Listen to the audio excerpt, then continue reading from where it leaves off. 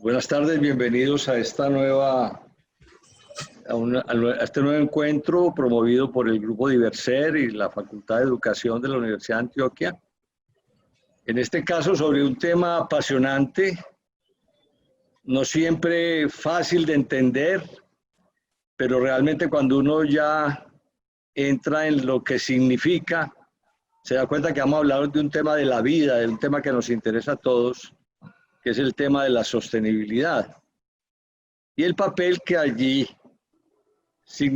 juega la escuela como ese gran escenario de socialización que nos puede conducir por los mejores caminos para vivir en sociedad o puede no darnos toda la necesaria habilitación en general para estar allí. Hoy nos acompañan tres personas. El señor Fernando Jaramillo de la Mesa Ambiental del Suroeste, el rector Freddy Alonso Villa, rector del municipio de Tarso, y la profesora Zoraida Ríos de el oriente antioqueño, que ejerce en la ciudad de Marinilla. Vamos a que ellos, cada uno de ellos, a través de algunas preguntas que les formularemos, empiecen esta relación con ustedes, esperando que participen mucho, que haya muchas preguntas, ojalá todas las podamos contestar, si no las transmitiremos más adelante para hacerlo a través de los medios virtuales y que todos tengan la oportunidad de entrar en esta interesante conversación. Voy a empezar con el señor Jaramillo. Muy rápidamente a él le pediré que en 30 segundos nos diga a qué se dedica en este momento y qué tiene que ver con el tema, y con una pregunta pues la más sencilla del mundo, en términos de que es una pregunta para ver si nos ponemos como el mismo nivel de comprensión, que nos cuente para él qué es esto de la sostenibilidad, con qué tiene que ver, qué es lo a qué nos referimos cuando hablamos de sostenibilidad. Y sobre todo, eso cómo uno lo explica y lo evidencia y lo mide y dice vamos bien, vamos regular, vamos mal en términos de sostenibilidad. Y posteriormente pues, le daré la palabra al señor rector y ahí iremos poco a poco avanzando, pidiéndole a los otros panelistas que si quieren empezar complementando algo de lo que diga el anterior, está bien, eso sería interesante para ir manteniendo como una línea de conversación, pero también le haré pues a cada uno de ellos una pregunta, de manera que le pido pues a Fernando que comience unos 4 o 5 minutos esta primera ronda de conversación. Bueno, pues para mí es un honor y un gusto poder estar aquí en compañía de la profe María Zoraida, del profe Freddy Alonso, rector, como lo ha dicho Rafael, de una escuela rural del municipio de Tarso y actualmente dirigente sindical, y de usted mismo, Rafael Aubad, que todos aquí sabemos se ha desempeñado también en la academia. Yo, Fernando Jaramillo, pues he también trabajado en la docencia, tengo una formación diferente académicamente, pero por distintos momentos de la vida tenía en mi ser una buena vocación de educador y la ejercí en la área de idiomas, particularmente en el extranjero, donde me desempeñé como profesor de español lengua extranjera, a la vez que aprendía otros idiomas y posteriormente trabajé como docente de idiomas. Actualmente vivo en Jericó y soy coordinador de la Mesa Ambiental del municipio y participo de otros espacios de defensa territorial del suroeste, que pues será quizás uno de los temas o referencias que tendremos en esta conversación. Me pregunta don Rafael, bueno, ¿y qué es eso de la sostenibilidad? ¿Y cómo la medimos? ¿Y cómo sabemos si estamos caminando el camino hacia la sostenibilidad? Yo creo que partimos de un concepto muy sencillo. Lo que tenemos como recursos, como disposición de medios para nuestra existencia, no son solamente para los que estamos en este momento sobre el planeta. Estos recursos tienen que permanecer, tienen que ser utilizados de manera tal que las futuras generaciones también disfruten de estos recursos y, por supuesto, continúen lo que nosotros debemos hacer, que es protegiendo esos mismos recursos y esos mismos medios de subsistencia, y de una subsistencia que no sea cualquiera, una subsistencia donde el ser humano tenga las posibilidades de expresar sus potencialidades, no solamente como individuos, sino como comunidad, como sociedad.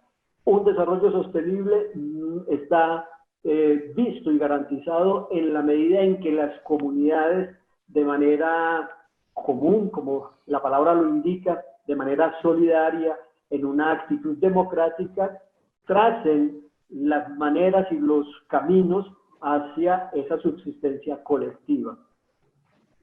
Es una preocupación que todos tenemos. En nuestro país, cuando vemos los noticieros, cuando salimos a la calle, cuando respiramos el aire, nos damos cuenta de que algo no está bien. Y es una preocupación de tal magnitud que la Organización de Naciones Unidas, en una asamblea en el año 2015, nos dijo: en 15 años, en el año 2030, si no hemos logrado que el calentamiento que tenemos con relación a la época preindustrial, si no logramos que ese calentamiento sea inferior siquiera a 2 grados centígrados, empezaremos a recorrer un camino irreversible hacia una catástrofe climática que transformarían completamente las posibilidades de subsistencia de la especie humana y, por tanto, nos veríamos abocados a prestarnos a la extinción de la vida humana, al menos en el planeta. O sea, es una situación de urgencia, y por eso yo creo que nosotros estamos aquí, y no solamente nosotros, sino que hay una preocupación general. Entonces, las Naciones Unidas nos dice: miren, tracémonos 17 objetivos para que en el año 2030 empecemos a revertir la tendencia que estamos trayendo desde que se inició la era industrial, con el consumo de combustibles fósiles que están calentando la atmósfera, que están creando una cobertura que impide la salida del calentamiento de los rayos solares, que los revierte hacia la superficie, y este es un motivo de calentamiento. Y dentro de esos 17 objetivos, el primero de ellos es el más lógico. Primero, solucionemos el asunto del hambre. Hay una cantidad de población mundial extremadamente grande que no está adquiriendo los alimentos mínimos necesarios para llevar una vida saludable. Por tanto, ese sería el primero. Pero, digamos, para el objetivo de esta conversación que estamos empezando a desarrollar, pensemos en el cuarto objetivo, que está anunciado de la siguiente manera: la educación debe ser inclusiva, equitativa y de calidad, y promover oportunidades de aprendizaje permanente para todos. Esto es muy interesante, porque pues ustedes que están en una facultad de educación bien saben que estamos inmersos no solamente en una situación climática y ambiental de gran dificultad, sino que estamos en medio de una situación social supremamente compleja de nuestro país, que requiere plantearse el problema educativo no solamente en términos de un currículo que nos prepare para entender técnicas y conocimientos científicos, sino que nos prepare a asumirnos como ciudadanos responsables frente a la naturaleza, frente a nuestras comunidades y frente a nosotros mismos. ¿Qué haremos con nuestro tiempo? ¿No lo vamos a consumir consumiendo, como diría Pepe Mujica, un gran líder latinoamericano que nos llamaba la atención y nos decía: hey, ¿qué vamos a hacer con el tiempo? ¿Nos vamos a dedicar a tener la tarjeta de crédito en la mano solamente, gastarnos el tiempo, y al final, cuando lleguen a la edad mía, por ejemplo, y a la edad de los mayores, cuál es el recuerdo que tendremos para conversar con nuestros amigos. Entonces, ese primer objetivo de los 17, pues es el de la educación, pero hay otros que van de manera más específica hacia la conservación del agua y hacia la conservación de los ecosistemas, que es, entre otras cosas, el problema que tenemos aquí en el suroeste y del cual seguramente les conversaremos a lo largo de esta conversación. Freddy, tiene la palabra. Gracias Fernando, muy interesante. Ahorita vamos entonces a que el profesor Freddy Alonso nos profundice el tema y fundamentalmente yo le tendría dos preguntas. ¿Qué tanto, dijéramos, la escuela tiene las condiciones mínimas, por lo menos, las mínimas? No digamos que tiene todas las condiciones que se requieren para cumplir con ese objetivo cuarto de los Objetivos de Desarrollo Sostenible. ¿Y qué tan habilitada está la escuela respecto a poder formar esos ciudadanos responsables consigo mismos, responsables con los otros, responsables con el entorno, que también nos plantea Fernando y que están en la base de los Objetivos de Desarrollo Sostenible? O sea, hablemos no solamente de la institución, sino hablemos de los individuos dentro de esa institución, señor rector. Bueno, muchas gracias. Un saludo cordial a todo este selecto grupo de compañeros en esta conversación. Y bueno, para optimizar tiempo, pues cuento brevemente quién soy, qué estoy haciendo y para abordar las preguntas que nos hace Rafael. Bueno, yo soy Freddy Alonso Villa Vanegas, soy antropólogo de formación profesional, soy director rural en el municipio de Tarso y actualmente estoy en una comisión sindical, soy dirigente de la Unión Sindical de Directivos Docentes de Antioquia Usdidea. Residí 3 años y medio en Jericó y ahí formé parte de la mesa ambiental y ahí fue donde logramos juntar voluntades y reflexiones con Zoraida y con Fernando en este asunto de la problemática ambiental, no solo el riesgo ecosistémico que se enfrenta en Jericó, sino en términos socioculturales también. Bueno, ahora abordando esas preguntas, pero yo quiero aportarle un poquitico a lo que Fernando estaba hablando sobre sostenibilidad en pocas palabras. Me lo hizo recordar cuando citaba a nuestro amigo Mujica, el expresidente Mujica, ¿cierto? Y yo diría que lo sostenible es pensarnos nosotros desde nuestros hijos. Es decir, nuestro presente en el futuro inmediato, que tiene que ver con lo que nuestra sociedad, nuestro ánimo de consumo, de producción acelerada y acrecentada, está dejando para las próximas generaciones. Incluso es desde ahí que se fundamentó el concepto de desarrollo sostenible en 1987.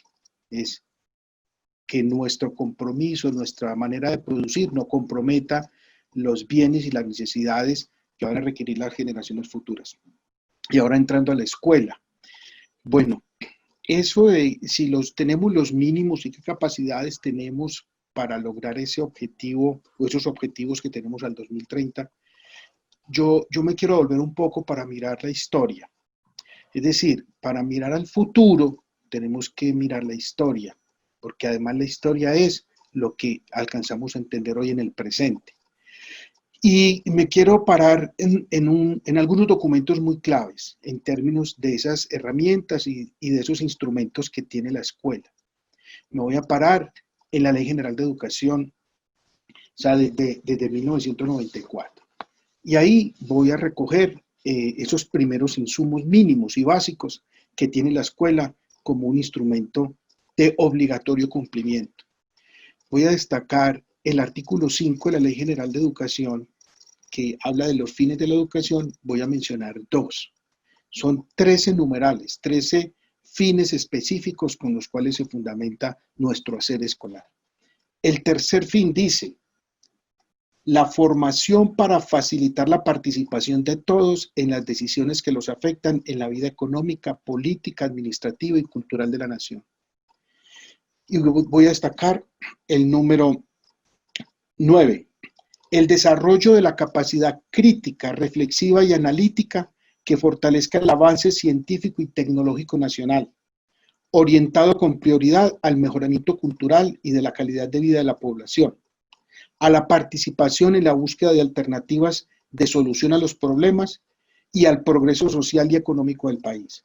Y el número 10 dice, la adquisición de una conciencia para la conservación, protección y mejoramiento del medio ambiente, la calidad de la vida, el uso racional de los recursos naturales, de la prevención de desastres, dentro de una cultura ecológica y del riesgo y la defensa del patrimonio cultural de la nación. Como primer instrumento mínimo que tiene la escuela, ahí nos plantean en la Ley General de Educación que tenemos esa obligatoriedad. Es decir, que lo que estamos tratando de lograr al 2030, estamos convocados en la escuela, en la institución educativa, desde el año 1994, de manera expresa y clara. En ese mismo año se genera, por parte del Ministerio de Educación, el decreto 1743, que llamamos el PRAE, Proyecto Ambiental Escolar.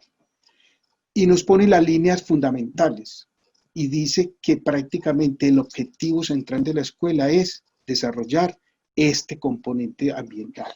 Y tiene que ver con el asunto de la conservación, con el asunto de la construcción de una ciudadanía activa que identifique su territorio y que construya esos saberes desde las realidades territoriales que tiene en el entorno de esa comunidad educativa.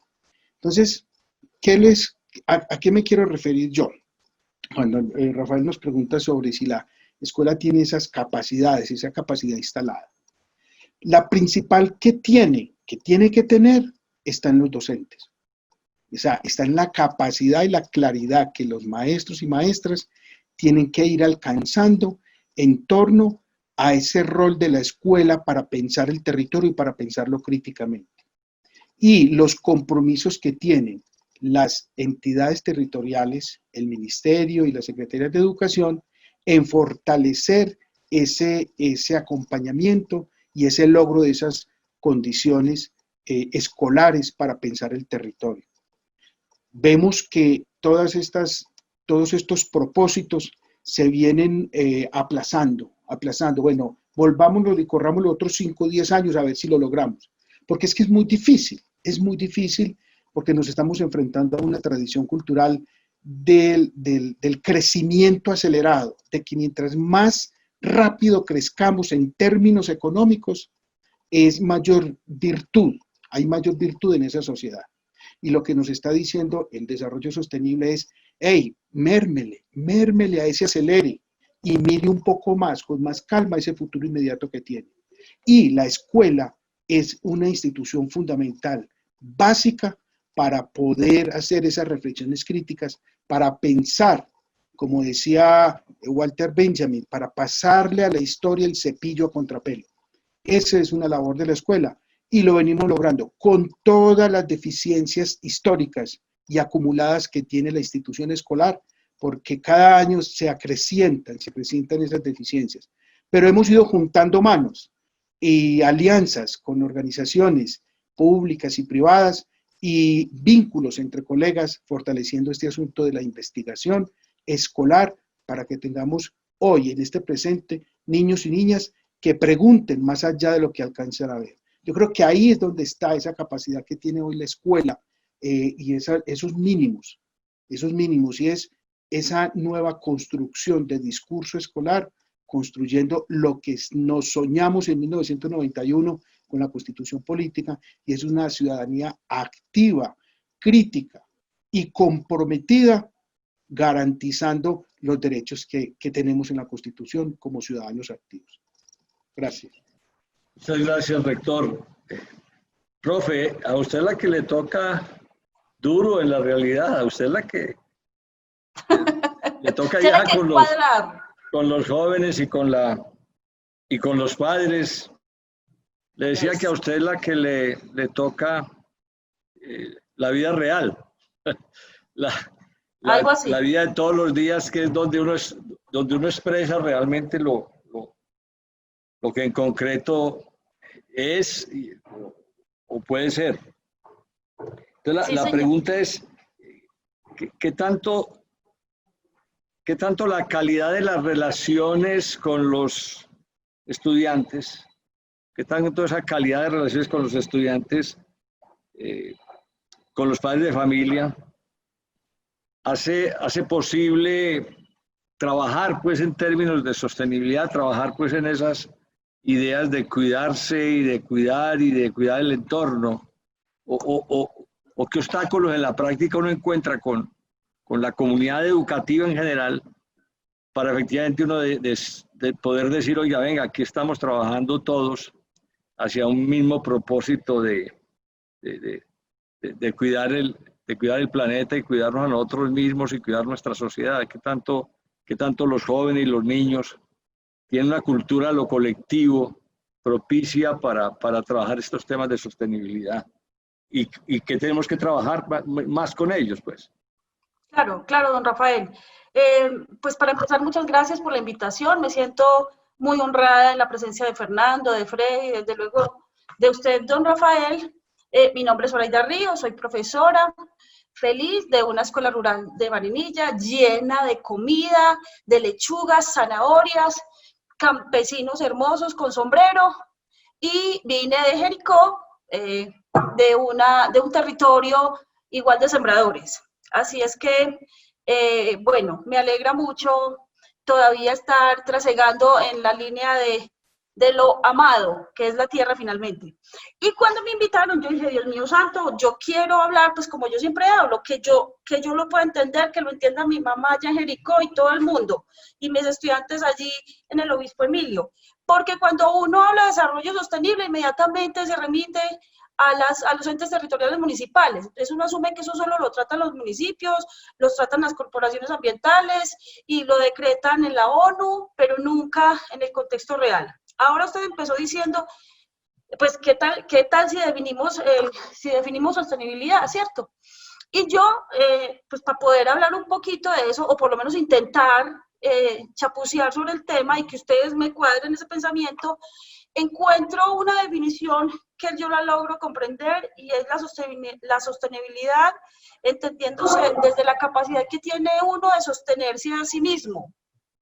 En ese orden es sostenerse uno como un sujeto viviente sobre este planeta con todo lo que ese planeta trae, no solo los recursos. Que yo lo tenía aquí cuando empecé a escribir, lo tenía de último y ya lo voy a plantear de primero, así funciona uno. Sobre la relación que tiene la escuela con la vida real, que efectivamente pues la escuela es la vida real, pero muchas veces nuestros currículos dan un poco la espalda.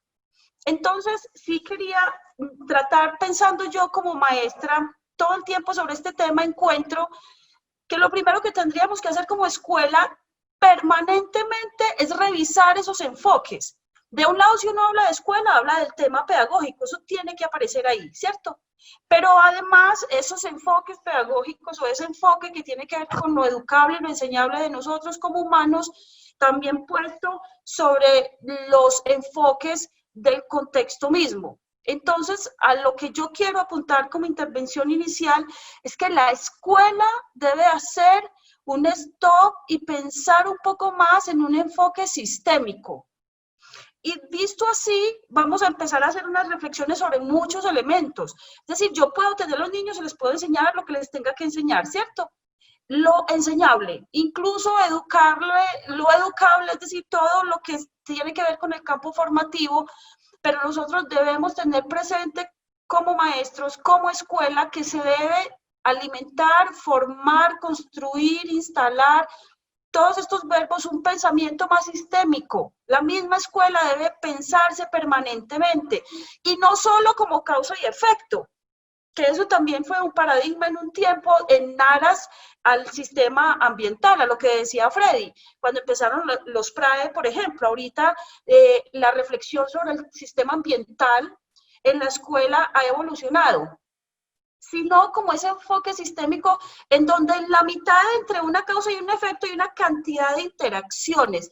En este caso, precisamente, para ya darle la palabra a don Rafael o a mis compañeros, quiero hacer una puntualidad sobre el concepto de recursos. Nosotros tendríamos que pensar que nos hemos relacionado con los recursos de manera utilitaria.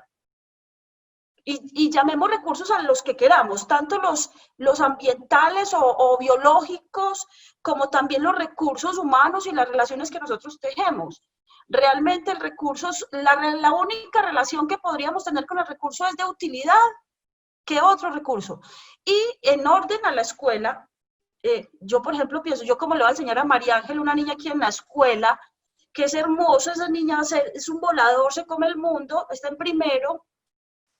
¿Cómo le enseño yo a María Ángel, ahora que está en la casa, que tiene que ser por el WhatsApp, o esperar que le llegue la guía en el bus, o que tenga el Facebook, porque ya la escuela cambió toda la locación, para que sigamos alimentando ese concepto que ya también cambió? Y es, ¿qué es la responsabilidad cuando nadie me ve? ¿Cómo vamos a hacer la escuela para poder engranar ese concepto que necesariamente está vinculado a la sostenibilidad? Y cambió. Tenemos que pensarlo distinto.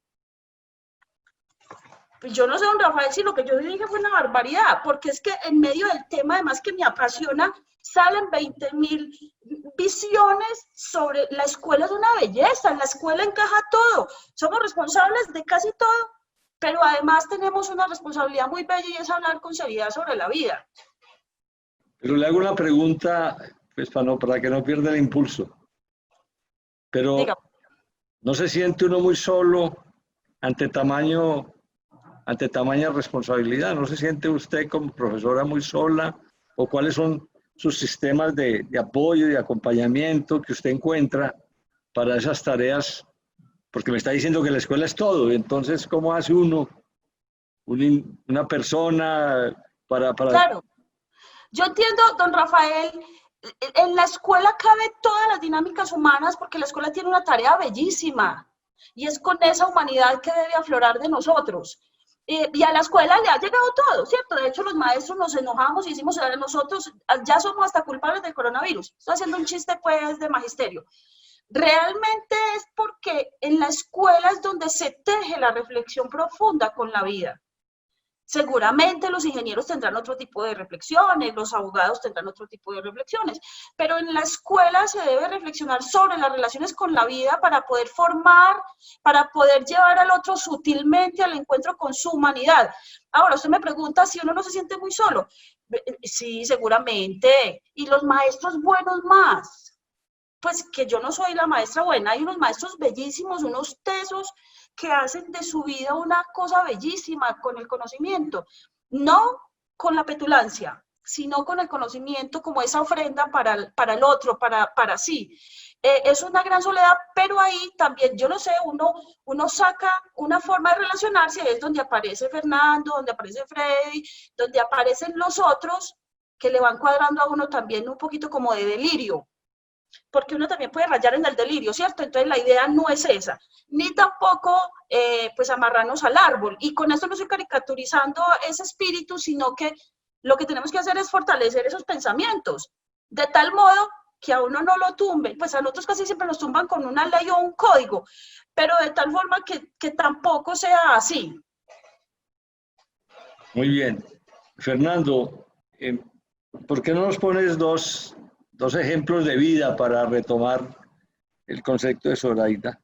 Dos ejemplos de vida donde tú ves, oiga, vea, esta cosa que hace esta comunidad, que hace esta organización, que hace este municipio que he conocido aquí o internacionalmente, pues es un ejemplo por tales razones de un proyecto de sostenibilidad y un ejemplo que tú digas, hombre, vea, esto realmente es la síntesis de lo que efectivamente uno no podría aceptar como ciudadano y pensando pues en sus hijos y en el futuro de todos, como ilustrarnos con algunos ejemplos concretos en el territorio o en algún territorio, y ojalá nos sugirieras y esta pregunta ahorita va para ellos también, y ojalá nos sugirieras ver una película, entrar en una red, leer un libro donde uno efectivamente adquiera más interés de que sale con emoción de ir a seguir en el tema. Un pequeño bosquejo de la situación que tenemos en Jericó que nos permita dar los ejemplos de la manera como tú lo solicitas. En Jericó, en el año 2004, llegó una empresa multinacional que se llama Anglo-Gold Ashanti con la idea de explorar el territorio para sus propósitos mineros. Rápidamente las comunidades campesinas sobre todo se dieron cuenta que estas actividades de exploración que comenzaban estaban afectando el recurso de agua, los acueductos empezaron a mermar sus caudales y ellos atribuyeron sabiamente y con evidencias de que el origen de esa merma estaba en perforaciones profundas con las cuales la empresa minera obtenía muestras que analizaban y les permitió posteriormente saber que aquí hay oro, cobre, plata y que quieren explotar. Pero cuando los campesinos fueron conscientes del daño que se les estaba produciendo, entonces empezaban a hacer marchas y salían a las carreteras y les detenían a los vehículos de la empresa minera para que fueran conscientes del rechazo que estaban obteniendo de parte de la comunidad. En una ocasión vinieron unos periodistas cuando los campesinos, acompañados por nosotros de la mesa ambiental, estábamos realizando una de estas marchas pacíficas de detener los vehículos y estos periodistas le preguntaron a varios campesinos, oiga, ¿y usted qué es lo que quiere? La respuesta fue que nos dejen vivir como estamos viviendo, que es lo que nosotros hemos elegido y lo que nos gusta. Y yo creo que en esa respuesta hay una sapiencia. Tenemos una vida digna en el campo, respiramos aire puro, tenemos una tierra que nos da los alimentos, tenemos una relación con nuestros vecinos, estamos bien, estamos tranquilos. ¿Para qué vamos a permitir que nos destruyan nuestra tierra por una promesa de dinero y de un desarrollo que no lo entendemos? Primer ejemplo. Segundo ejemplo. Este es un pueblo, como casi todos los pueblos del suroeste, dedicados a la agricultura, a la ganadería, al turismo, a la cultura en general. Y en ese sentido estaban orientadas las instituciones educativas. Y uno de los liceos, por orientación del Ministerio de Educación, debería enfocarse con una pedagogía o una educación orientada hacia las actividades agrarias. Pues el señor rector decidió que no, que aquí ya no se quería nada de agricultura, y eso coincidió con el momento en que la empresa minera entró en relación muy estrecha con los rectores de las tres instituciones educativas, empezó a convencerlos de que había unas cátedras ambientales que ellos iban a dar y que había un proyecto minero en Brasil que ellos querían, la empresa, que los rectores la conocieran para que replicaran los beneficios de esa actividad. Así que los rectores tomaron una semana de su tiempo laboral, lo que no deberían haber hecho, se fueron para Brasil de cuenta de la empresa minera y efectivamente pues llegaron maravillados y completamente convencidos de que ese debe ser el futuro de nuestra región. Y desde ese momento empezaron a bloquear cualquier actividad de la mesa ambiental en contacto con los estudiantes, con los padres de familia, para que no pudiéramos progresar en la defensa de este territorio que, de acuerdo a un desarrollo sostenible, pues queremos que nuestras aguas no se agoten, no queremos que se termine la agricultura, no queremos que una región pacífica se convierta en una región minera con todas las implicaciones que la minería tiene en nuestros territorios colombianos. Esos dos puntos de vista son bien contradictorios y bien interesantes. Por un lado, los campesinos diciendo queremos conservar lo que sabemos que nos da una vida tranquila, que nos permite tener dignidad, y no queremos por una promesa, destruir lo que tenemos, lo que han construido nuestros ancestros, por una promesa de progreso que no es evidentemente sostenible, porque cuando se extraen lo que la profe llamaba recursos, y que muchas personas llaman recursos, pero que nosotros decimos es el patrimonio, pues el patrimonio no se desbarata, el patrimonio hay que conservarlo para las próximas generaciones. Entonces, pues esa es la respuesta a los ejemplos. Y como lectura, pues yo les sugiero que entremos los educadores a conocer a fondo lo que se desarrolla en cada uno de sus lugares. No tengo en la mente ahora más que ofrecerles que lo que nosotros publicamos en nuestro municipio como temas ambientales en un periódico que está en las redes sociales y se llama Despierta Jericó. Es un periódico donde analizamos todos estos temas ambientales y planteamos cuál es la vivencia que tenemos en el municipio. Gracias. Fernando, yo, como sé que te tienes que retirar a las 4, lamentablemente, yo sí quisiera, voy a ser un poquito de abogado del diablo, para efectivamente pues que le demos algún fundamento a la posición que tú tienes. Porque uno diría que los campesinos del suroeste también necesitan progresar. O sea, que no es sencillamente que no necesitan tener mejores condiciones de vida, tendrán mejores que en algunas zonas mineras, por supuesto, pero necesitan progresar, necesitan que sus niños también vayan a la educación superior, necesitan que progresen, necesitan que progresen sus viviendas. ¿Cómo es posible? O sea, podemos hacer desarrollo sostenible, agropecuario, agroindustrial, en este territorio que pueda mostrarse que incluso trae más beneficios para las personas y para el territorio que hacer minería, porque si hemos oído bien pues el discurso de los mineros, es que ustedes están sentados sobre mucho dinero y no lo quieren utilizar y lo podrían utilizar mejor para tener mejores condiciones de vida.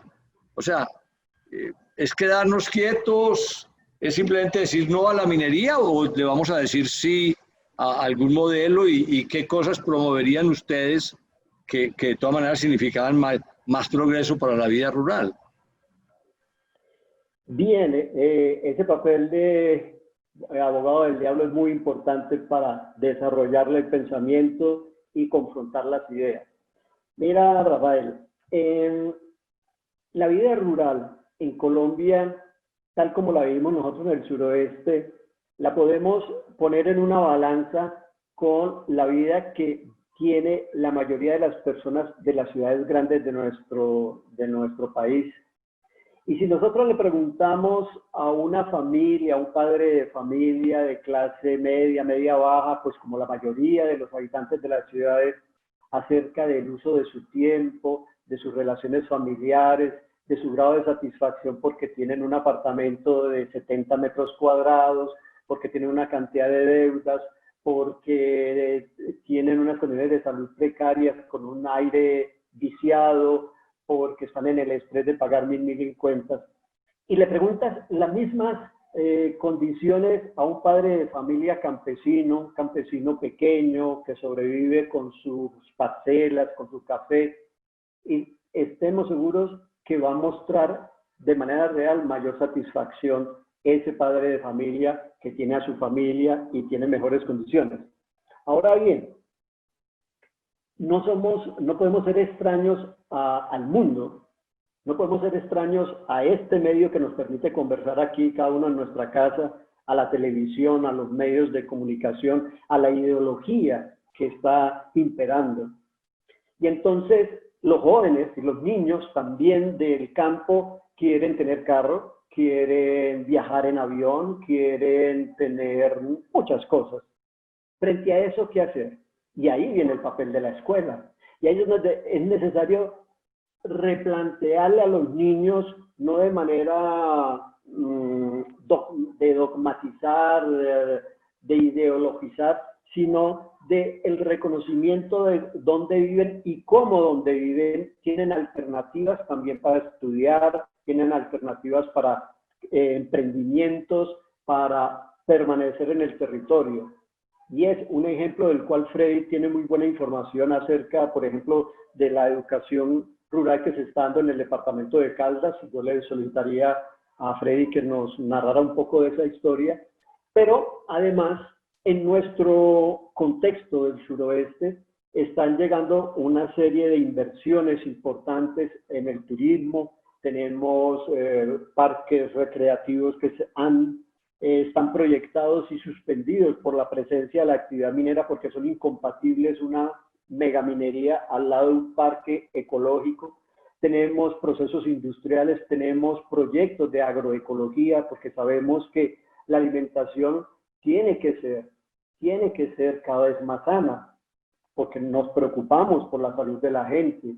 Y hay otra serie de actividades que también nos permite a nosotros en el suroeste integrarnos mejor. Tenemos la visión de las provincias, donde por ejemplo la provincia de Cartama, de la cual hace parte Jericó, son 11 municipios que tienen una especie de asociación y que juntos buscan alternativas para consolidar los proyectos que le permitan mayor estabilidad económica a la región, donde se mejoren las vías, donde haya pues unas mejores condiciones de infraestructura. Así que nosotros no decimos simplemente no a la minería. Entendemos que los minerales y los metales son necesarios y que los exploten en los lugares donde la población lo quiera y esa es su vocación. Y sobre todo, entender que, por ejemplo, en el caso del cobre todavía hay muchas minas en el mundo en producción y esa producción es suficiente para abastecer el mercado. No necesitamos que dañen nuestras montañas para abaratar el cobre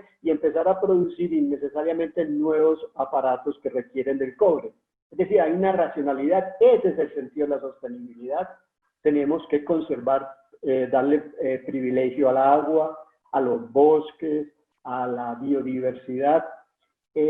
Para terminar, la década que está empezando de este año al 2030, la ONU la llama la década de la reconstrucción o la recuperación de los ecosistemas, porque esa es la necesidad básica. La pandemia que estamos sufriendo, ¿de dónde viene? De enfermedades de los animales. ¿Y por qué se está incrementando estas enfermedades? Porque estamos reduciéndoles cada vez más el espacio a los animales y entramos a sufrir las enfermedades que para ellos no son enfermedades. Entonces, por eso la ONU llama esta década de la recuperación de los ecosistemas. Creo que, señor abogado, he contestado algo de su pregunta. Muy bien, Fernando, gracias. Rector, en el mismo sentido, y ya nos hablaban pues del modelo de educación rural de Caldas, pero también como ejemplos de ambientes escolares que uno dice, mire, son modelos de esta relación entre sostenibilidad y escuela, son modelos en el sentido pedagógico, en el sentido de relacionamiento con el medio, en el sentido de compromiso de todos consigo mismos y con el entorno. Y también la invitación, ¿a qué nos invita usted? Que ya estaba insinuando algunos autores, pero invítenos también a leer y a ver una buena película que sea inspiradora en estos temas de sostenibilidad y escuela. Bueno, entremos por esa invitación. En primer lugar, voy a invitarlos a 2 películas. ¿Aló, me escuchan? ¿Sí? Okay. Sí, Freddy, te escuchamos. Okay. Sí, bueno, sí. Entonces, en primer lugar, los voy a invitar a 2 películas. Una película argentina que ya tiene bastantes años, se llama Un lugar en el mundo y tiene una situación similar a la que está pasando en Jericó, ¿cierto? Una comunidad campesina, muy campesina, y cómo llega un proyecto hidroeléctrico, pero antes de que llegue el proyecto hidroeléctrico, la compra de tierras para ese gran proyecto, antes hay una graficación de toda esa vida campesina, de las tensiones que ahí ocurren. de la importancia de la educación para pensar el territorio más allá de las tradiciones ancestrales, porque se requieren lograr el conocimiento de nuevos lenguajes, ¿cierto? Es como cuando llegaron los primeros conquistadores y expoliadores de América, llegaron y había un territorio donde habían otros lenguajes, no solamente otros idiomas, sino otros lenguajes. Entonces hay que aprender, o sea, la escuela, la educación nos tiene que fortalecer para aprender esos nuevos lenguajes e interpretar esas diferentes relaciones de poder que se están generando en los territorios. Entonces, la primera se llama Un lugar en el mundo. Y la segunda es una película muy hermosa que tiene, es de ficción y tiene mucho movimiento, una producción técnica impresionante y que nos muestra ese otro lado que está más allá de lo aparente y que ahorita la misma ciencia lo está demostrando, y es que los árboles y todos los ecosistemas hablan, tienen diferentes maneras de comunicarse, de que no solamente las raíces, sino los sistemas de hongos que se comunican entre las raíces y tienen una comunicación interesante y se llama Avatar. Avatar. Esa película es extraordinaria para mostrarnos también esa tensión que se da con respecto a la explotación, esa búsqueda ansiosa de acumular y acumular y de destruir. Y de ahí me voy a pegar para hacer una referencia a dos cositas que mencionaron ahorita en las conversaciones de Fernando y Zoraida, muy bien motivados, promovidos por Rafael. La primera es sobre lo sistémico, ¿cierto? Lo que dice Zoraida, ¿cierto? Que es importante la mirada de lo sistémico, pero yo quiero hacer un llamado y vuelvo a mirar a la historia. Creo que por mi vocación antropológica, siempre para pensar el presente y el futuro, me voy a buscar hacia atrás, porque es que resulta que a veces creemos que necesitamos inventar la rueda, necesitamos descubrir que el agua moja, cuando esa vaina ya está hecha, ¿cierto? O sea, lo que necesitamos es saber qué nuevos usos le damos a la rueda de acuerdo a las problemáticas o los contextos o las diferentes sinuosidades que tenga el territorio. Porque una cosa es la rueda en zona plana, pero otra cosa es la rueda en estas montañas. Entonces, a lo sistémico yo me quiero referir a dos cosas. Cuando en 1994 se plantea el proyecto ambiental escolar, ese decreto, el decreto 1743, lo hace con enfoque sistémico. En el año 2002, un trabajo conjunto entre el Ministerio de Educación y el Ministerio de Ambiente construyen la Política Nacional de Educación Ambiental, con enfoque sistémico. Y precisamente dentro del diagnóstico, en el inicio de esa política, plantea que uno de los problemas es que no hemos sido capaces de ver nuestro territorio, nuestra realidad de forma sistémica. Y le dice, y Antioquia en el año 2005 recoge esa política nacional y construye un documento para orientar la educación ambiental en Antioquia. O sea, que estamos tratando ahorita de creer que estamos en una innovación y que hay unos nuevos retos, y resulta que esos retos han estado ahí todo el tiempo han estado ahí en el fundamento de la escuela. Si podríamos plantear que la escuela tiene un giro muy significativo desde 1994, en concordancia con la Constitución del 91, súmele los años que hay de allá a aquí, para que vean todo el compromiso que tenemos ahí pendiente. Y cuando miramos los objetivos del milenio y lo que está haciendo Naciones Unidas, todos esos conceptos que hay ahí tienen una historia antigua. Esa primera reunión de la Cumbre de la Tierra que se da en 1972 en Estocolmo, planteó y puso el grito en el cielo. Y desde 1972, de forma oficial, se planteó, pilas, no podemos seguir creciendo de esa manera. No podemos seguir confundiendo el progreso con la acumulación acrecentada de capital y el uso indiscriminado y explotación indiscriminada de los recursos que son fósiles y los recursos que son finitos. Tenemos que parar eso ahí. Desde 1972 hasta acá, repetimos y repetimos el asunto.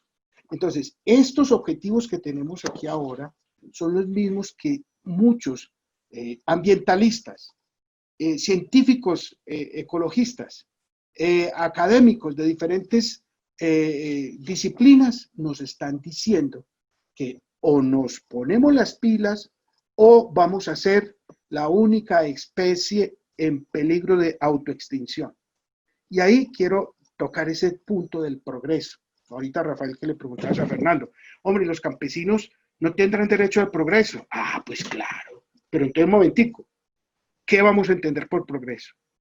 Si precisamente cuando hablamos de progreso, de esos indicadores de progreso, y los ponemos con respecto, los comparamos con los territorios y las poblaciones, identificamos que las poblaciones que aparentemente tienen mayores indicadores de progreso son las que tienen los mayores ecosistemas degradados. Y en términos de las condiciones de calidad de vida, son las que han mostrado las mayores deficiencias en calidad de vida. ¿Por qué? Porque el progreso lo hemos pensado en una plataforma que identifica que nuestro planeta no tiene fin, o sea, que los recursos son infinitos. O sea, no nos hemos podido, con tanto desarrollo académico e incluso con tanta construcción de conocimiento para planear el futuro, para planear el desarrollo, y no alcanzamos a ver eso. Entonces, en esa medida es que tenemos que replantear cuál es el concepto de progreso para que ahí sí nos sentemos con los campesinos y decir, bueno, es que ¿cuál es el progreso al cual tenemos derecho? Y ahí es donde entramos a mirar lo de Caldas, que lo voy a decir de manera breve. Nosotros necesitamos replantear también el concepto de lo rural y el concepto de lo campesino, el concepto de lo agrícola, porque está asociado de manera muy cultural lo agrícola y lo campesino como atrasado, como ciudadanos de tercera o cuarta categoría, que ni siquiera son visibles en términos de una sociedad. Pero si hacemos una deconstrucción, o sea, una inversión de lo conceptual, en ese sentido podemos establecer unos indicadores diferentes para el progreso, como está planteando Fernando. Entonces, ¿qué hemos podido conocer de Caldas? Que ya estamos en Antioquia haciendo una prueba piloto en varios municipios del suroeste.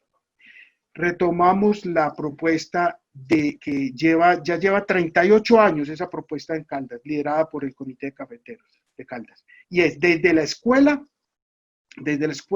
meterle, pero los recursos, hacerle el acompañamiento real in situ, no de promesas. Porque es que para nosotros es una cosa muy paradójica que cada vez que hay una construcción de un programa de gobierno para unas elecciones o de un plan de desarrollo, el que ganó, resulta que hacen un diagnóstico rigurosísimo de lo que pasaba de ahí para atrás. Identifican cuáles son los problemas y se proyectan las soluciones y se terminó eso y aumentó el acumulado del déficit para la escuela o para el desarrollo rural. Entonces, ¿qué están haciendo en Caldas? En Caldas juntaron y lograron en 38 años, ¿cierto?, de ensayo, error, de sistematización, de construcción, unir la oferta escolar de la básica primaria rural, que es en modalidad escuela nueva, que es fundamentada en el aprendizaje cooperativo, ese aprender a trabajar en equipo, que está planteado, que se viene trabajando aquí desde la década de los 70 en escuela nueva, lo ampliaron al bachillerato. Entonces, la básica secundaria se planea y se desarrolla con la misma propuesta curricular y pedagógica de la primaria. Y fruto de la motivación de la solicitud de los campesinos, se amplió a la media, pero esa media se amplió con un propósito de que fuera productiva de acuerdo al territorio. Y en este momento, para cerrar, tienen universidad al campo. Entonces los estudiantes que empiezan ese preescolar mantienen toda la coherencia curricular y pedagógica activa hasta la universidad. 4 universidades de Caldas están involucradas en la construcción, en el desarrollo de un currículo diseñado en la metodología Escuela Nueva.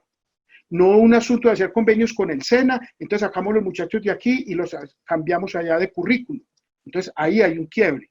No traigamos la universidad para que monte unos currículos como la universidad lo piensa allá y lo traiga aquí. Entonces en última sigue manteniendo esa brecha, una brecha que es cultural y que es discursiva.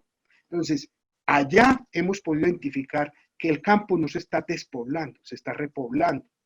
La gente se queda ahí porque ha podido identificar que en su pedacito de tierra puede vivir con dignidad y puede construir unos indicadores de progreso diferentes. Aquí en Antioquia, con la Alianza por la Educación Rural de Antioquia, estamos haciendo unas pruebas pilotos.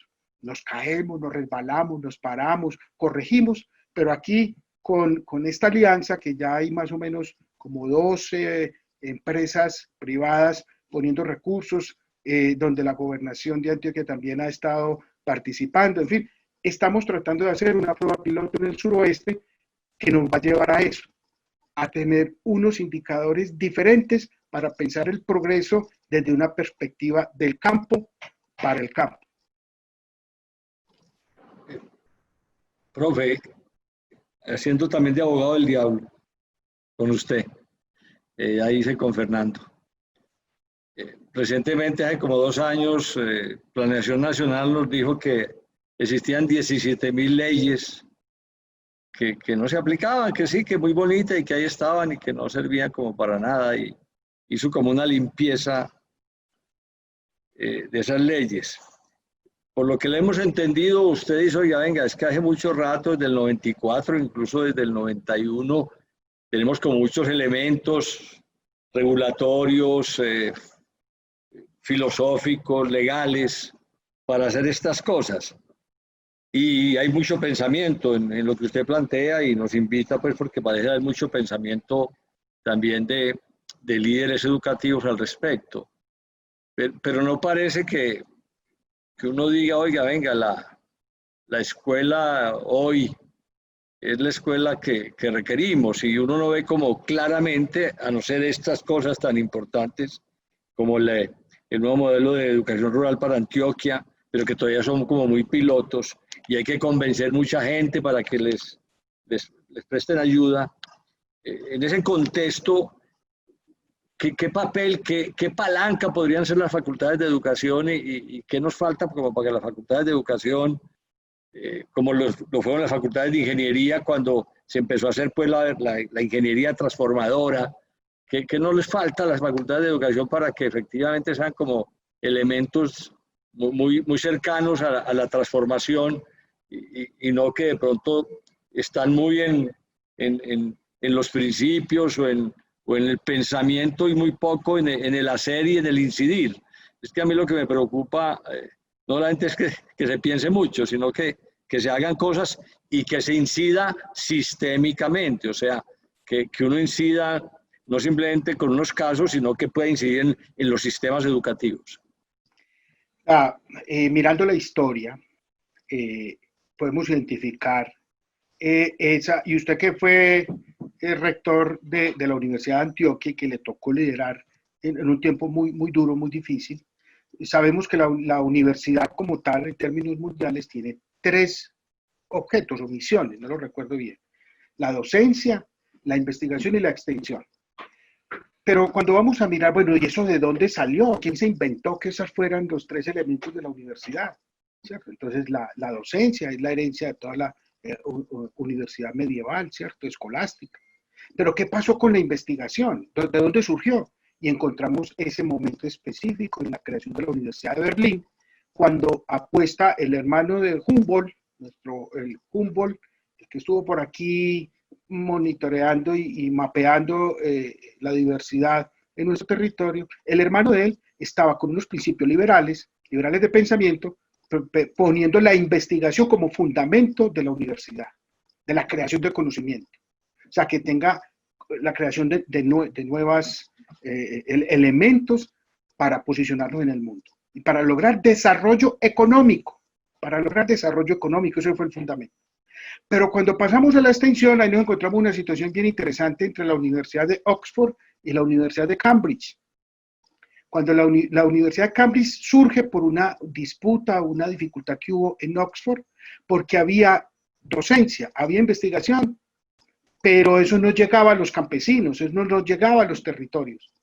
Entonces se genera un debate ahí, se divide el asunto y Cambridge se fundamenta en la extensión. O sea, cómo lo que hacemos en la universidad, los nuevos conocimientos, los llevamos y generamos traducciones del lenguaje para que los campesinos y las pequeñas localidades que están más allá del centro administrativo logren también unos índices de mejoramiento, de modernidad.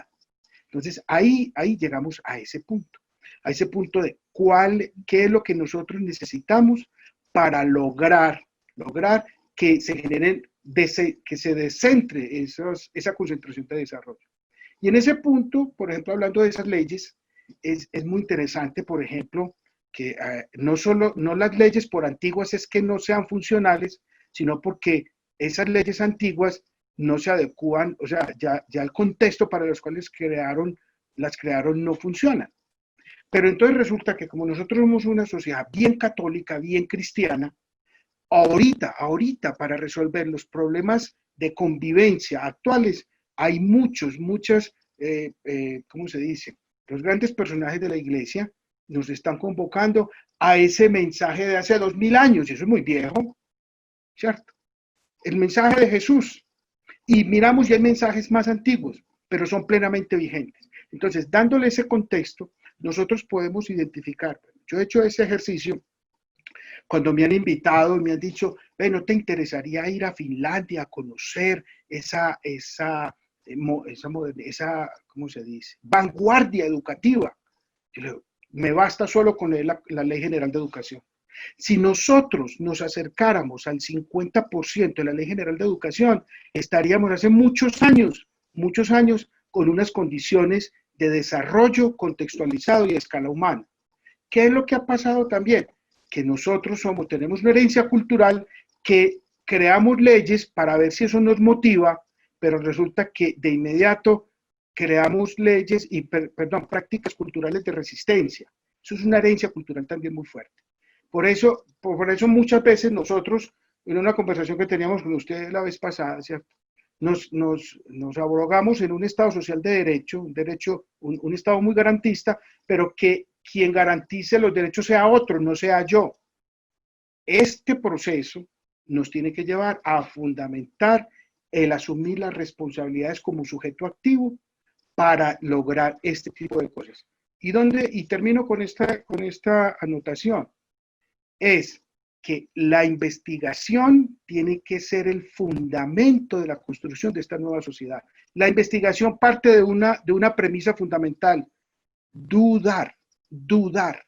Tenemos que pasar de una sociedad creyente a una sociedad de la duda para fundamentar nuevas preguntas. Como tenemos una gran tradición cultural fundamentada en creer lo que no vemos y no pregunto, y la obediencia, ¿cierto? Entonces resulta que la investigación se convierte en herejía, porque es un asunto de jerarquía.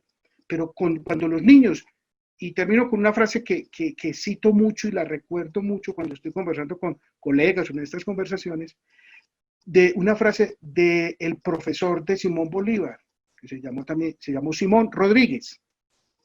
Simón Rodríguez fue profesor solo 2 años de Simón Bolívar, y Bolívar dice que eso fue fundamental.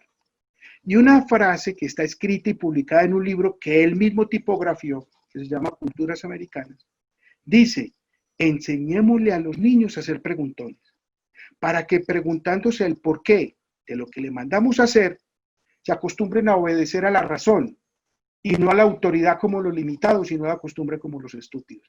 Y eso lo dijo en el siglo XVIII. Y ese es el fundamento de las pedagogías más contemporáneas que tenemos ahora. ¿Sí? Entonces, si miramos ese contexto, podemos recoger esos elementos de la antigüedad o de nuestra historia para poder crear ahora. Simón Rodríguez le dijo a Bolívar, o inventamos o erramos, pero la nueva república no se puede construir a partir de lo que quedó, de lo que vemos de España. Y todavía nos da miedo inventar y seguimos errando. Excelente, profe. Y yo creo que una muy buena entrada para que la profe de pronto profundice mucho más alrededor de esas importantes reflexiones. Y muy acerca, sería interesante, e incluso aprovechando esta situación de pandemia, ¿qué se preguntan los niños?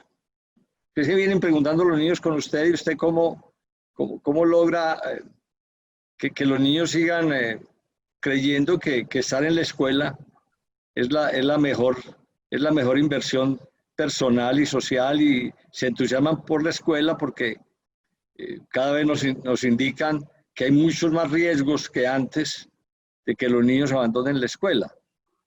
Total. Entonces, interesante que usted nos ilustrara un poco cuáles son las preguntas de los niños sobre su futuro y ejemplos suyos o de otros de promoción de la relación con crecer como colectivo, ¿no? Como crecer como sociedad.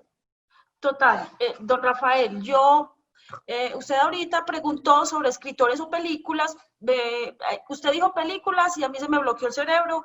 Uno regularmente tiene por ahí 30 y apenas le dicen diga una, ya no tiene ninguna. Es como cuando le dicen cuente un chiste. Pero sí, tengo 2 escritoras muy bellas personalmente que aportan mucho al sistema educativo y que los maestros la podemos consultar, y es la profesora Maritza Torres y Patricia Noguera. Son unas juiciosas y dedicadas a trabajar sobre todo el tema ambiental, entendiendo que lo ambiental tiene que ver con las relaciones que tenemos los seres vivientes, ¿cierto? Ambiental pues no es el árbol y no es el colibrí, no solo, son las relaciones realmente. Yo voy a tratar de responder la pregunta teniendo en cuenta que en este momento los maestros tenemos que andar tal vez más pausados de lo que regularmente lo hemos hecho, porque tenemos tanta confluencia de tantas dinámicas y tantas emociones que nosotros nos estamos saturando y nos vamos a equivocar. Pero ese no es el problema. El problema es que no nos demos cuenta en dónde nos equivocamos.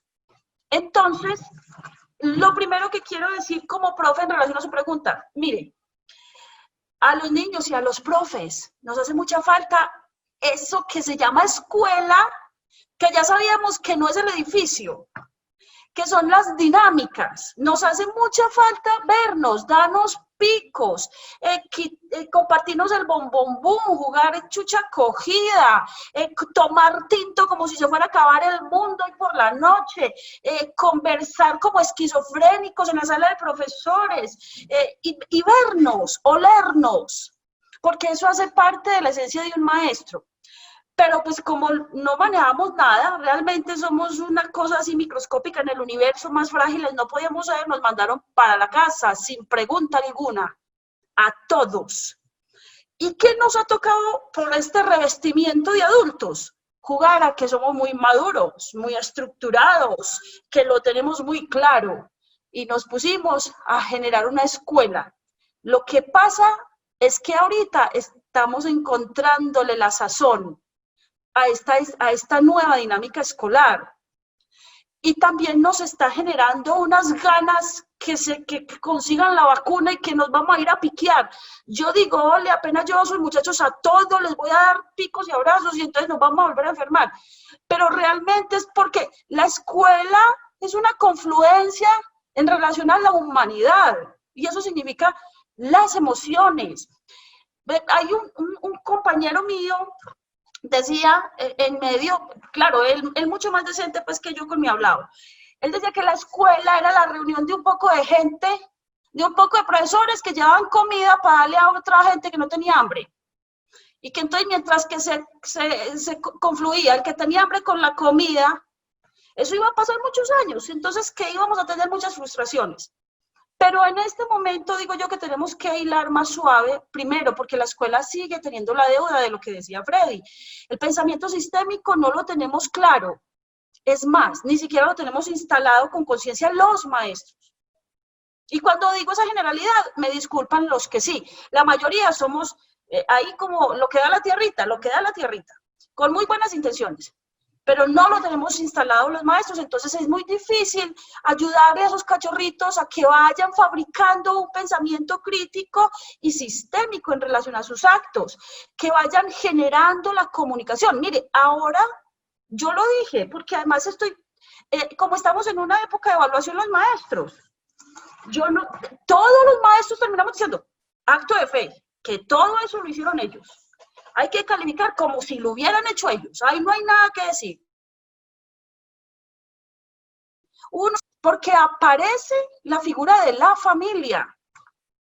Y la familia apareció de una manera completamente distinta. Los padres de familia se sientan al lado de nuestros niños a escuchar la clase y ya uno sabe cuándo la pregunta la hace el papá y cuándo el niño. Porque tiene otro nivel. Pero todo esto yo lo quiero hilar con el tema tan bonito que nos reúne hoy, que es la escuela y la sostenibilidad, porque no nos vayamos, no nos perdamos de que lo sostenible, lo dije ahorita, tiene que ver con sostenerse a sí mismo. La escuela en este momento se tiene que sostener a sí misma. Aquí donde estamos, todos repartidos, por ejemplo, en mi colegio, la profesora Victoria está en Barranquilla, y yo cada que hablo con ella le digo, ole, no salgas que mira esa gente de Barranquilla como está ahí alborotada.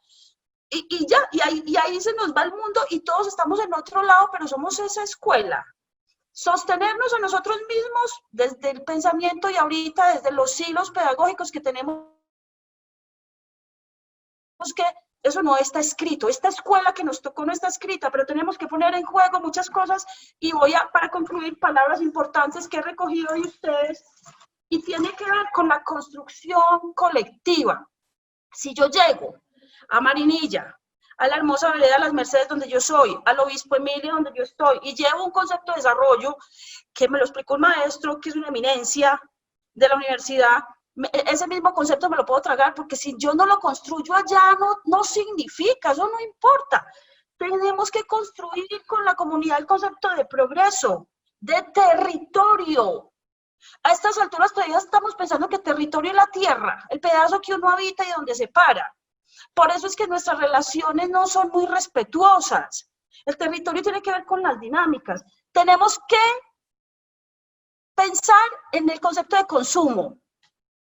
Mire, yo he hecho rendir ese champú que da miedo, con tal de yo no tener que salir a comprar más champú. Me muero del miedo de tener que salir de mi casa. Pero este ejemplo doméstico, que además es real, es para decir que incluso el concepto de consumo, nosotros no necesitamos comprar tanto, nosotros no necesitamos, no hay tiempo en mi vida donde me ha rendido más la ropa que este tiempo. No necesitamos tener 20 pares de zapatos. La riqueza está en otro nivel. Y la escuela lo puede hacer, eso es muy bonito. Porque además los maestros nos toca una tarea bella, ser más sensibles, respirar, escuchar al otro, saber que los niños nos ponen unas quejas de por qué no se conectaron y todo eso no se lo tienes que imaginar. Y desde la distancia tratar de darle solución a eso, porque ¿qué más vamos a hacer?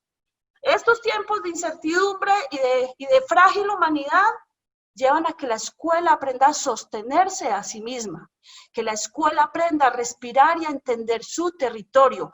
Cualquier dinámica, cualquiera, que amenace la paz de esa estructura humana, tiene que ser detenida bajo el respeto de la diferencia, pero para que se piense y se reformule. Por eso tenemos problemas que, como dice Freddy, lo tenemos hace 200 años. Con la ley general tendríamos. Yo cada que escucho a Freddy hablar hermosamente de la ley general de educación y le doy gracias a la vida porque cada que yo veo esos libros me da náuseas. Pero Freddy me la hace saborear distinto, porque él la muestra distinto, ¿cierto? Como un texto muy gentil. Yo sí leí la respuesta a don Rafael, ¿o qué? ¿O no? No, muy bien, excelente, excelente, excelente. Eso, yo no sé si la profesora Hilda me acepte el concepto de pedagogía del afecto. Yo creo que hay mucha pedagogía en ustedes del afecto y eso es demasiado poderoso. Yo quería aprovechar, y no sé cómo se hace pues con los técnicos que nos hospedan hoy.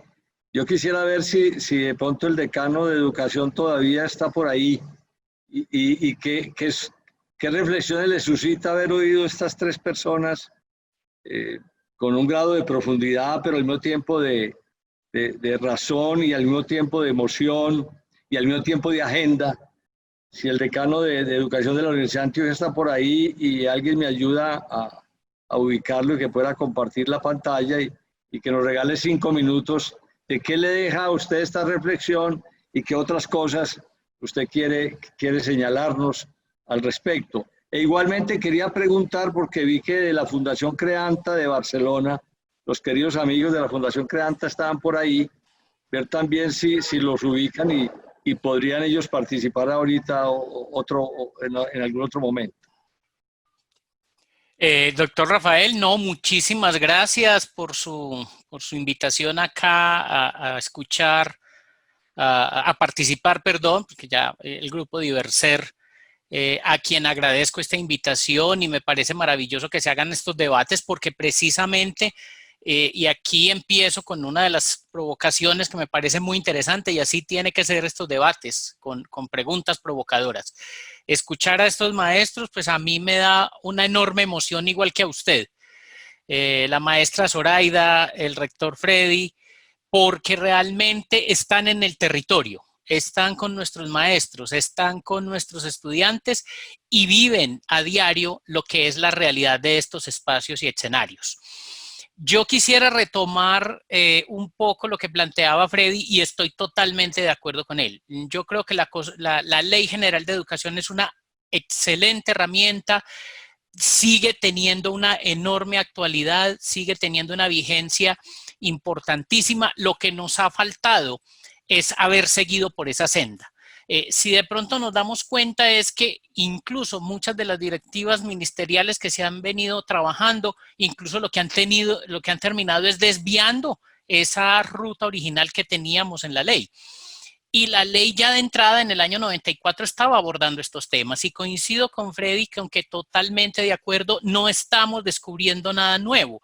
Las discusiones acerca de la sustentabilidad llevan ya bastante tiempo, hay reflexiones filosóficas, incluso las reflexiones éticas se están dando incluso desde el siglo XVIII. El mismo Kant planteaba, bueno, ¿tenemos una responsabilidad directamente con el entorno, con la naturaleza, o eso es indirecto?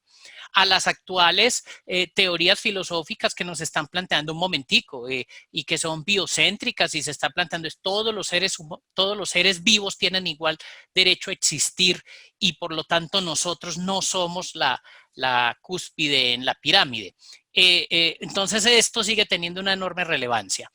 Y frente a lo que planteaba nuestra maestra Zoraida, pues qué lindo eso del afecto. Yo creo que definitivamente tiene que estar ligado, y yo lo planteaba en un primer momento, ahorita cuando lo saludaba, y es que yo soy un convencido que todas estas reflexiones tienen que estar surcadas por la reflexión ética y filosófica. Y Freddy lo planteaba, es un cambio cultural y la cultura precisamente parte de esas reflexiones filosóficas y políticas que tenemos frente a esto. Es indudable que de esa cultura filosófica de la modernidad donde se planteaba que el Homo sapiens era el centro del universo y que nosotros toda nuestra reflexión tenía que estar planteada y fundada en función de que la naturaleza nos sirva, hemos venido variando y pensando un momentico, nosotros tenemos que coexistir en este espacio de humanidad. Y esas reflexiones, y ahí es donde paso como a esa provocación que nos hacía el doctor Rafael Aguad, es, claro, ahí tenemos es cómo actuamos, qué es lo que tenemos que hacer. Pero creo también que, y en aras, así como el doctor Aguad es abogado del diablo, yo abogo por mis maestros y por mis estudiantes, y yo creo que las facultades hemos venido haciendo un esfuerzo importante. Creo que los que nos han pasado por nuestras aulas saben y tienen conciencia de que hace muchos años hablamos, por ejemplo, de problemas socialmente relevantes, problemas socioambientales, el acompañamiento que hemos hecho en una época a estos PRAE ha sido muy importante. En este momento, por ejemplo, con la Secretaría del Medio Ambiente estamos desarrollando en las diversas comunas y corregimientos del municipio de Medellín una serie de formaciones que están planteando precisamente eso, es cómo transformamos la cultura. Lo que pasa es que, infortunadamente, doctor Aguad, aquí hay algo que se ha venido dando y es que estructuralmente un poco, y una vez me lo decía un funcionario de una administración pública, es, mire, a pesar de todos los recursos que se invierten en formación docente, a pesar de todo lo que de pronto se invierte, que debería ser muchísimo más en mi opinión, muchísimo más. Seguimos teniendo como la aguja de la calidad pegada, me decía él, y yo le decía, es que, ¿qué sabemos? Y es que efectivamente el Estado colombiano y los entes territoriales estén haciendo una distribución y las inversiones como se deben hacer y focalizadas en la formación que debe darse. Es claro que, por ejemplo, muchos de los desarrollos curriculares a veces se dan desde decisiones políticas y no académicas.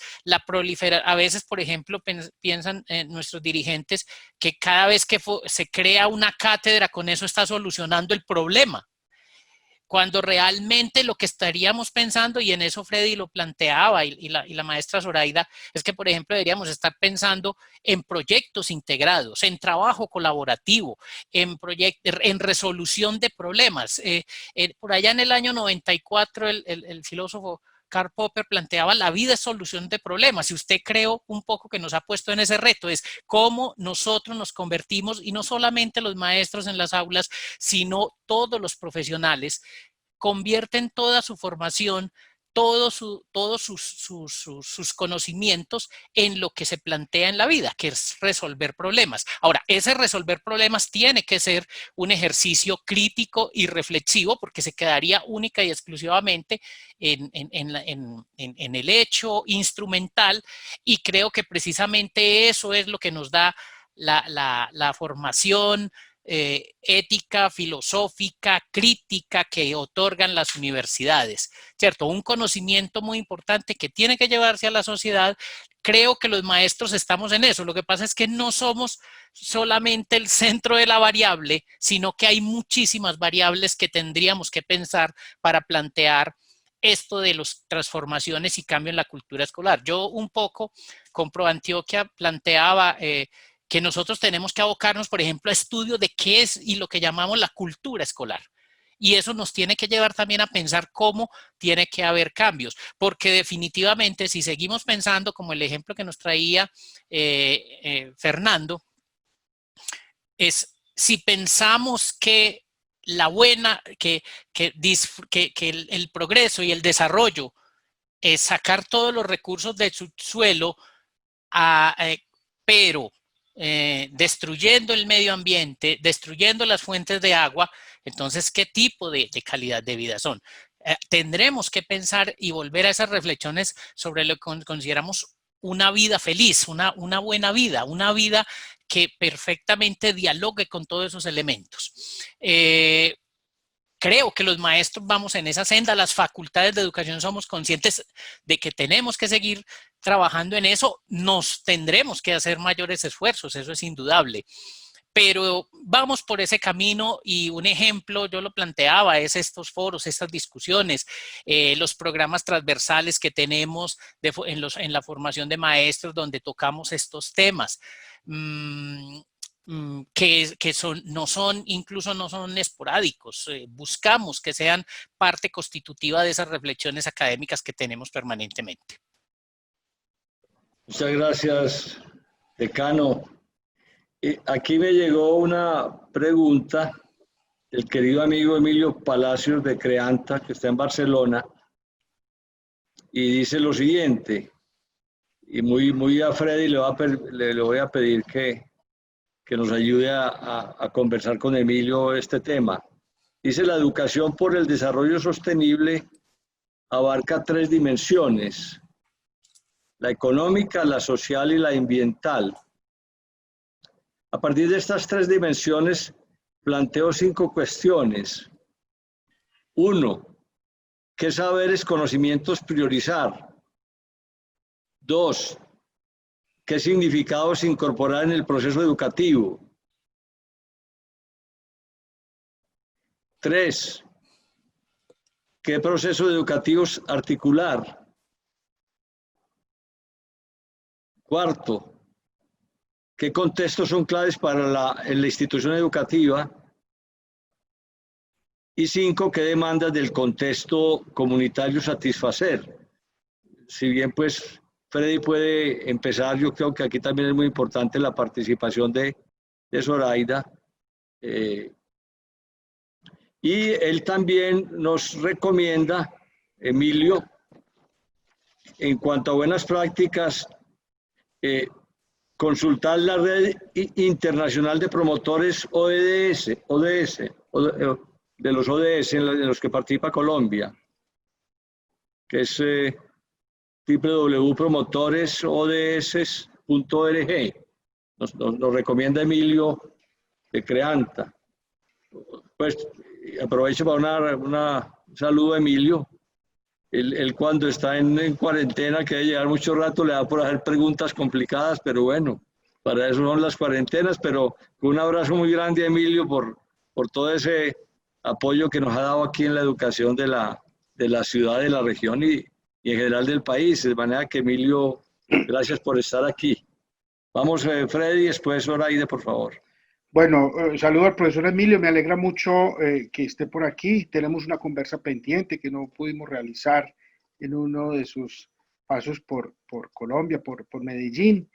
Y bueno, pues en primer lugar, yo creo que estas 5 preguntas que él hace, yo creo que me las está poniendo como para que tengamos realmente y concretemos esa conversa, porque esto requiere rumia.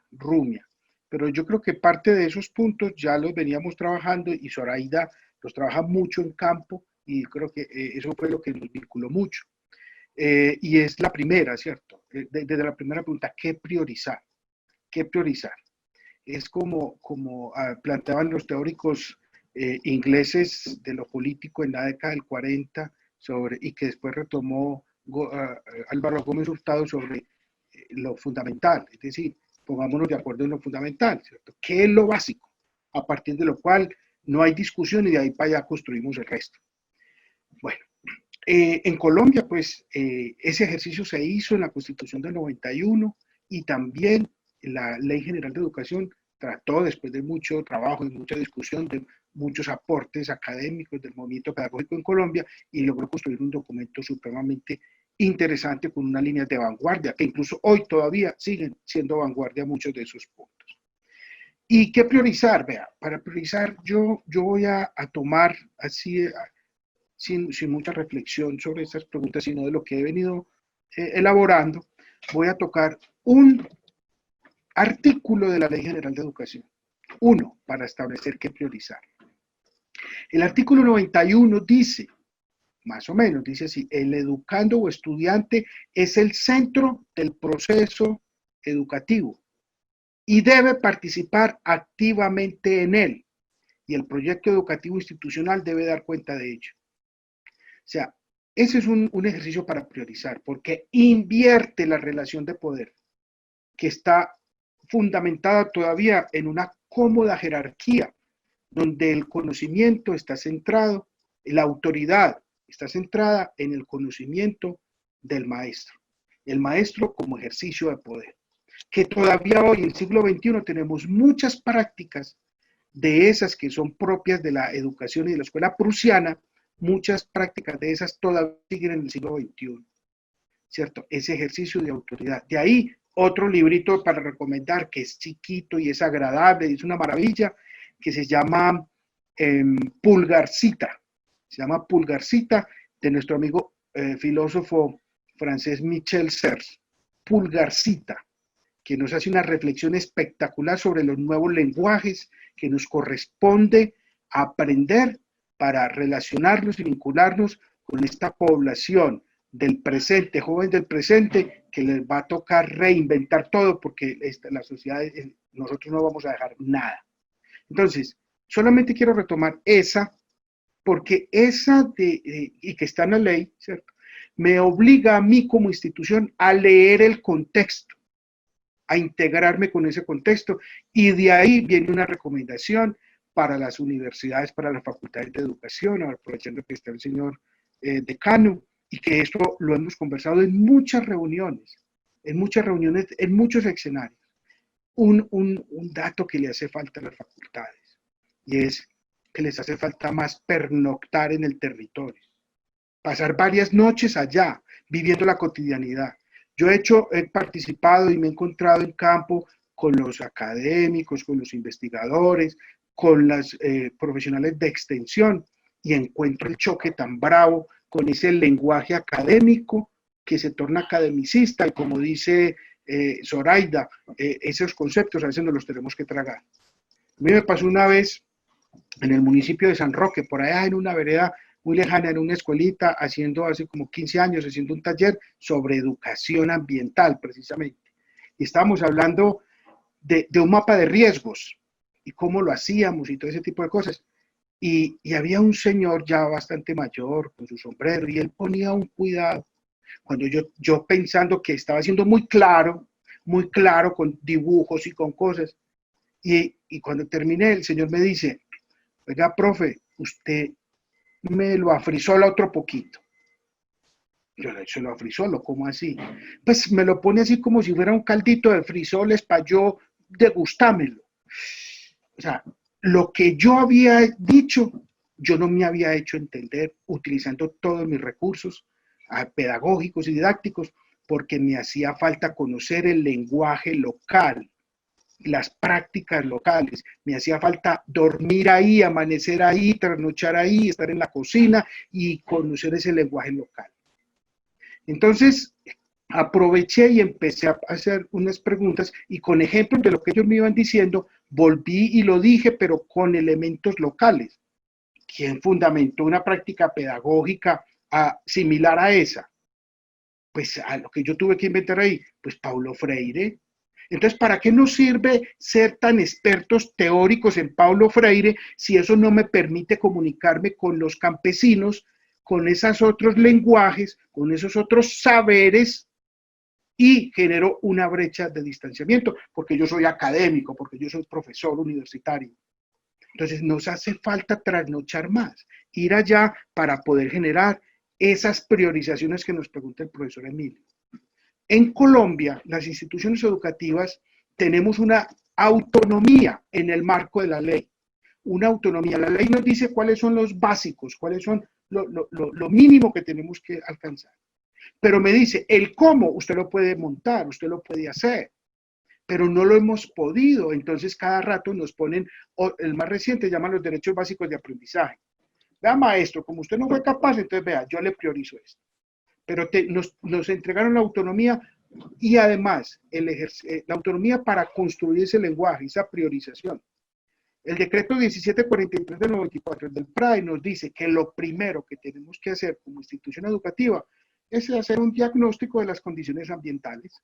Y las condiciones ambientales no es no es a lo que se refería, perdón, quiero destacar lo que decía Zoraida, que lo ambiental no es lo ecológico, es además de lo ecológico, es decir, además del arbolito, de la conservación de las especies, de los aves migratorias, de las mariposas polinizadoras, etcétera, son las relaciones sociales, políticas y económicas de ese territorio.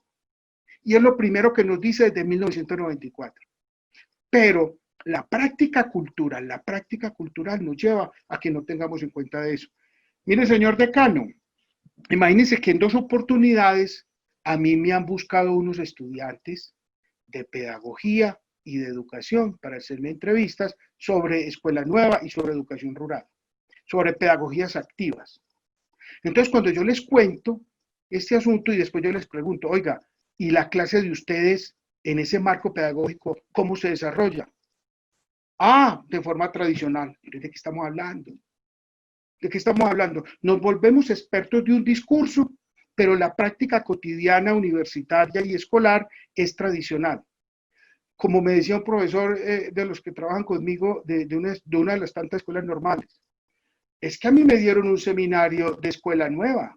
En mi escuela normal tenemos un aula demostrativa. ¿El aula demostrativa dónde está? Está en el mismo salón donde tú recibes las clases todos los días. No, está en otra aula donde nos llevan y nos muestran. Pero en la práctica cotidiana, el salón de clases tuyos, ¿cómo es? ¿Parecido a ese? No, es con sillas universitarias y un tablero y el profesor parado al frente. Entonces, ¿de qué estamos hablando? Solamente considerando la dotación del material mobiliario para las escuelas, donde nos inundan de sillas universitarias como objeto que simboliza el progreso, la silla universitaria, y resulta que nos dicen que tenemos que generar condiciones didácticas para el trabajo cooperativo. Entonces, ¿eso qué es? Los objetos también tienen un discurso.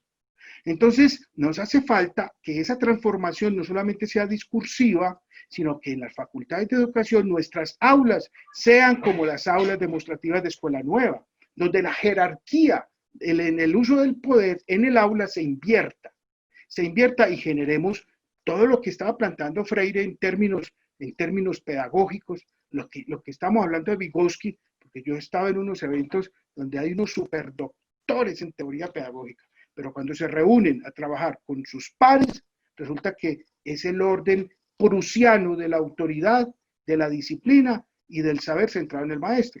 Entonces nos toca avanzar en ese poquitico. Disculpen la demora, Zoraida. Sí, es que como nos vamos a ir a las 4:30, más larguito, entonces voy a terminar, don Rafael, con lo siguiente. A don Emilio. Don Emilio inicialmente hace una pregunta y divide la pregunta desde los referentes económicos, sociales y ambientales.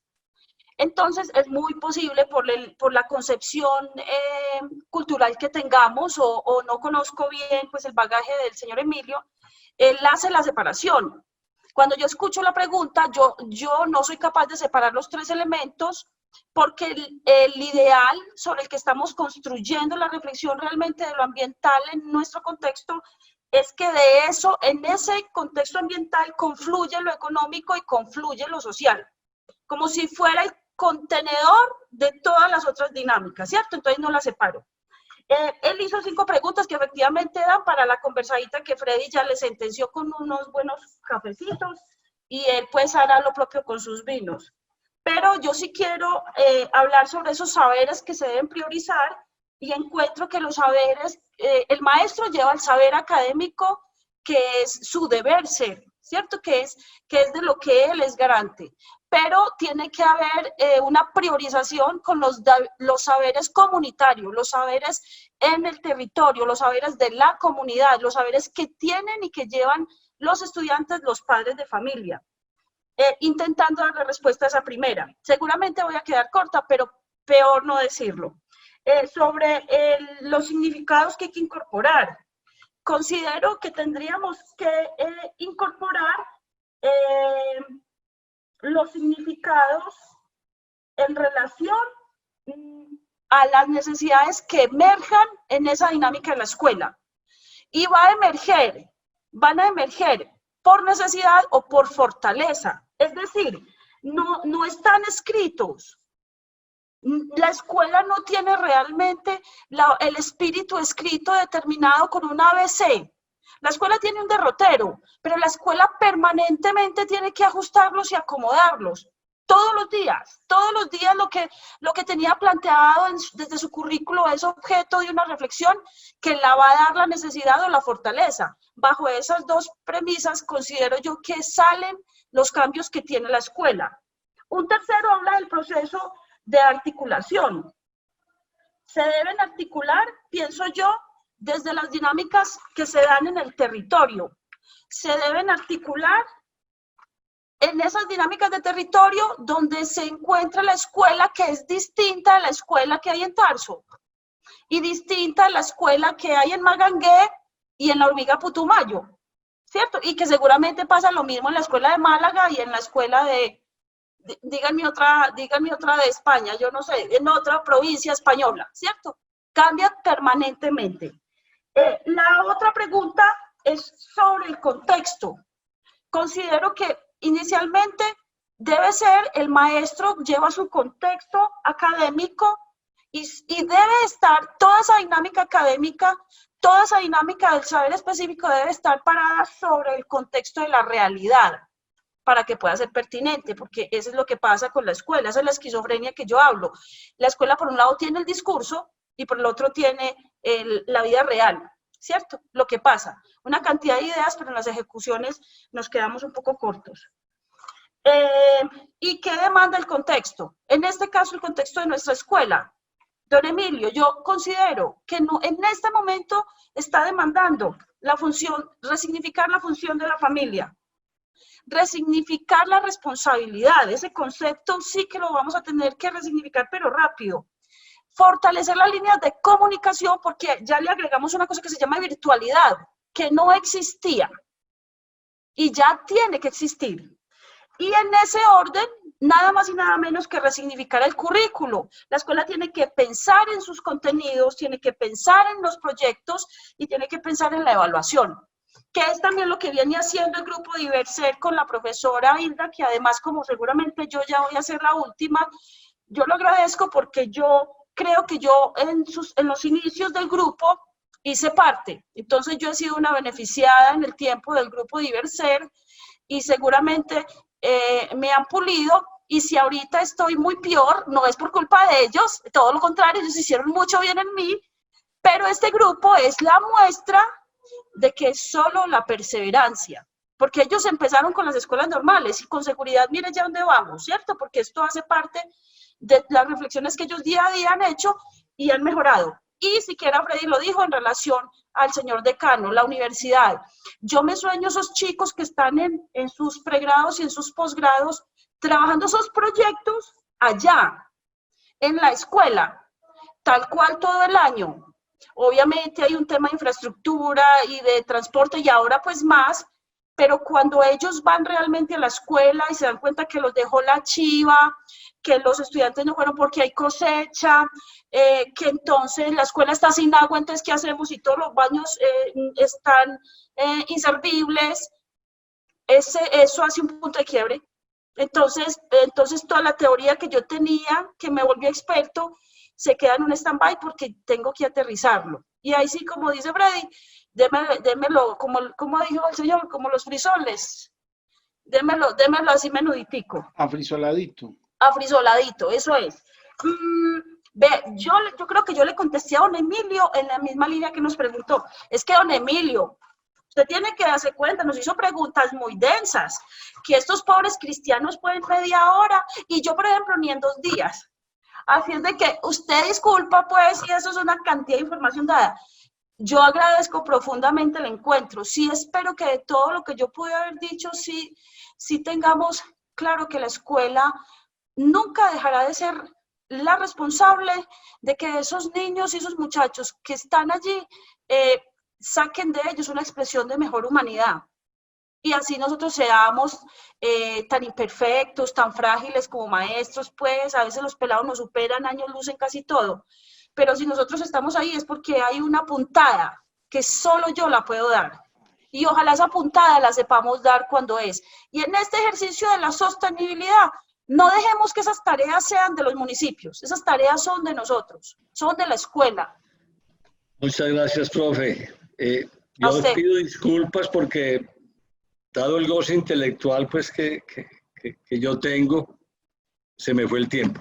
Se me fue el tiempo y yo soy el más afortunado de haber podido estar en este enorme conversatorio profundo, vivencial, prospectivo, ¿verdad? Que me siento muy reconocido con los panelistas y con los que han intervenido, y le pediría a la profesora Hildamar que cierre el encuentro y muchas gracias por la invitación.